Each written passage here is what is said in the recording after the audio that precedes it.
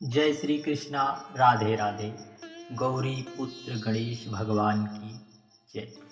आज हम सभी लोग बड़ी ही पवित्र पावन रविवार की प्रदोष पड़ने वाली कथा को श्रवण करेंगे। रवि प्रदोष की बड़ी ही पवित्र पावन कथा को श्रवण करेंगे। आइए सभी प्रिय भक्तगणों बड़े ही प्रसन्नचित भाव से कथा को संपूर्ण सुनकर संपूर्ण फल की प्राप्ति अवश्य करें।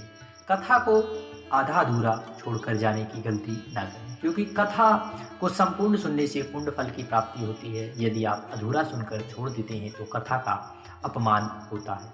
यदि आप किसी कारणवश प्रदोष का व्रत कर पाएं या ना कर पाएं, यदि आप कथा को सुन लेते हैं तो आपको उसके बराबर पुण्य फल की प्राप्ति होती है।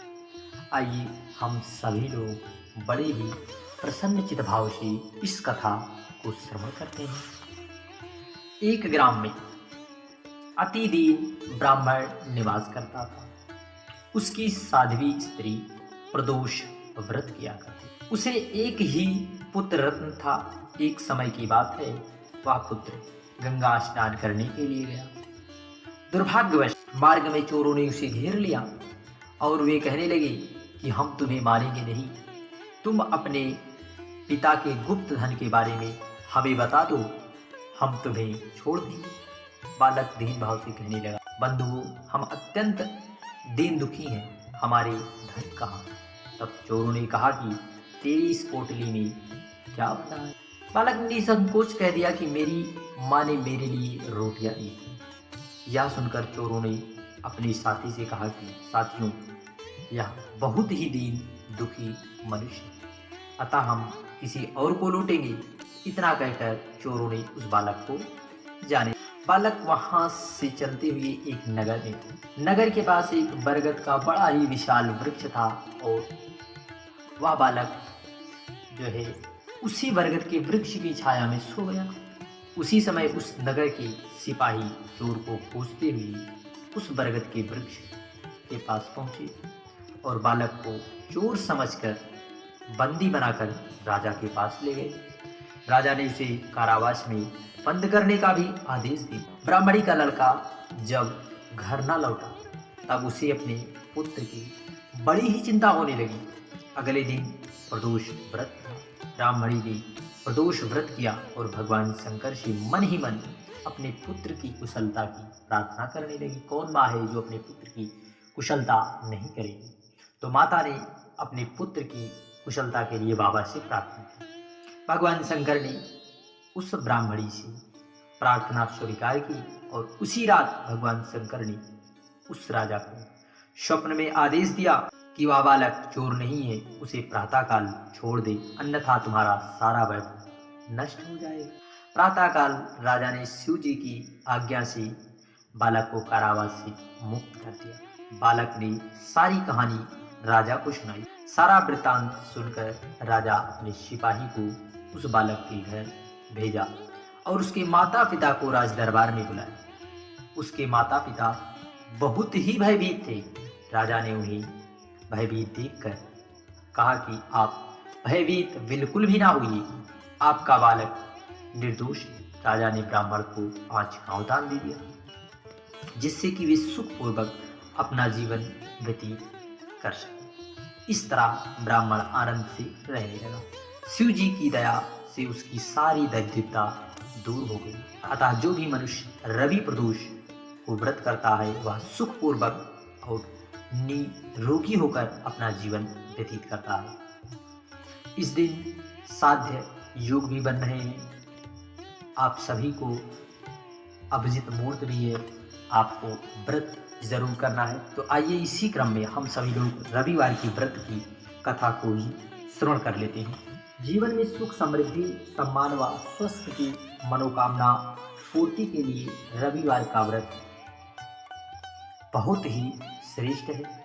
इस व्रत के करने व कथा सुनने से मनुष्य की समस्त इच्छाएं पूर्ण हो जाती हैं।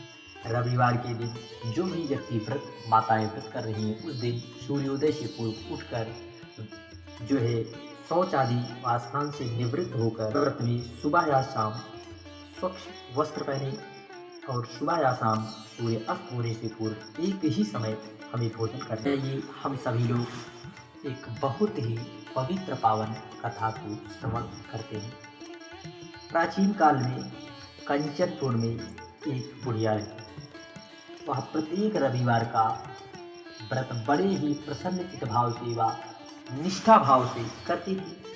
रविवार के दिन भगवान सूर्य उदय से पहले उठकर बुढ़िया स्नान आदि से निवृत्त हो अपने घर के आंगन को गोबर से लेप कर स्वच्छ करती और भगवान सूर्य नारायण को जल प्रदान करती हुई रविवार का व्रत करती और कथा सुनकर भगवान का प्रसाद लगाकर दिन में एक बार ही भोजन ग्रहण किया करते थे। सूर्य भगवान की कृपा से धीरे धीरे उसका घर धन धान्य से भर रहा था। उस बुढ़िया को सुखी समृद्धि होते देख उसकी पड़ोसन उससे ईर्ष्या करने लगी। कौन ऐसी पड़ोसन है जो ईर्ष्या नहीं करेगी अपने पड़ोसी को सुखी देखकर? तो उसी प्रकार उस पड़ोसन ने भी कर दिया। बुढ़िया के यहाँ गाय नहीं थी, अतः वह पड़ोसन के आंगन में बंधी गाय का गोबर लाकर अपने घर को लीपती थी। पड़ोसन ने अपने मन में कुछ सोचकर गाय को भीतर बांधना प्रारंभ कर दिया। तो रविवार के दिन गोबर न मिलने के कारण बुढ़िया अपना आंगन नहीं लीप सकी और उस रविवार को उसने सूर्य भगवान को भोग भी नहीं लगाया और उस दिन स्वयं भी उसने भोजन नहीं किया और भूखी ही सो गई। रात्रि में सूर्य भगवान ने उन्हें स्वप्न में दर्शन दिया तो बुढ़िया माई ने सारी बात बताई। सूर्य भगवान ने कारण जानकर उस बुढ़िया से कहा, हे माता, मैं तुमसे अति प्रसन्न हूँ और तुम्हें ऐसी गाय प्रदान करता हूँ जो तुम्हारे घर आंगन को धन धान्य से भर देगी। ऐसा कहकर सूर्य भगवान अंतर्ध्यान हो गए। प्रातःकाल सूर्योदय से पहले बुढ़िया माई की आंखें खुली तो उसने अपने घर के आंगन पर एक सुंदर गाय को देखकर हैरान हो गई। गाय को आंगन में बांधकर उसने जल्दी से चारा लाकर उसे खिलाया। जब पड़ोसन ने उस बुढ़िया के आंगन में एक सुंदर गाय देखी तो उससे वह और अधिक ईर्ष्या करने लगी। गाय ने सोने का गोबर दिया। गोबर को देखते ही पड़ोसन की आंखें फटी की फटी है। पड़ोसन ने उस बुढ़िया को आसपास न पाकर तुरंत ही उस गोबर को उठाया और अपने घर ले गई तथा अपनी गाय का गोबर वहां रख कर आई। सोने के गोबर से पड़ोसिन कुछ ही दिनों में धनवान हो गई। बहुत दिनों तक बुढ़िया को सोने के गोबर के बारे में कुछ भी पता ही न चला। पहले की तरह हर रविवार को भगवान सूर्य का व्रत करती और कथा सुनती, लेकिन भगवान सूर्य को जब पड़ोसन की चालाकी का पता चला तो उन्होंने तेज आंधी चलाई।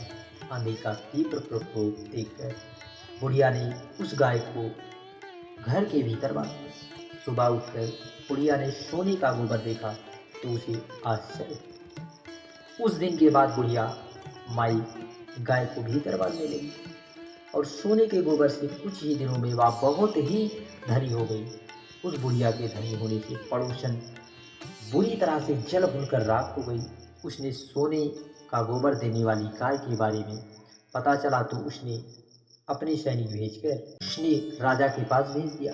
राजा को जब बुढ़िया के पास सोने के गोबर देने वाली गाय का पता चला तो राजा ने सैनिक को भेजकर बुढ़िया की गाय को लेने की आज्ञा अनुसार जैसे बुढ़िया के घर से गाय को राजमहल में ले आया, उन्होंने बुढ़िया की एक भी बात न सुनी। बुढ़िया ने उस दिन कुछ नहीं खाया। उसी रात भगवान सूर्य नारायण ने राजा को स्वप्न में कहा, राजन, बुढ़िया की गाय को तुरंत लौटा दो, नहीं तो तुम्हारे ऊपर परेशानियों का पहाड़ टूट पड़ेगा। राजा ने भयभीत होकर प्रातः होते ही बुढ़िया को राजा ने पड़ोसन को इसकी दुष्टता के लिए दंड भी दिया। फिर राजा ने पूरे राज्य में घोषणा कराई कि सभी स्त्री पुरुष रविवार का व्रत किया करें रविवार का व्रत करने से सभी लोगों के घर धन धान्य से भर गए, चारों ओर खुशहाली ही खुशहाली छा गई। जय श्री कृष्णा। राधे।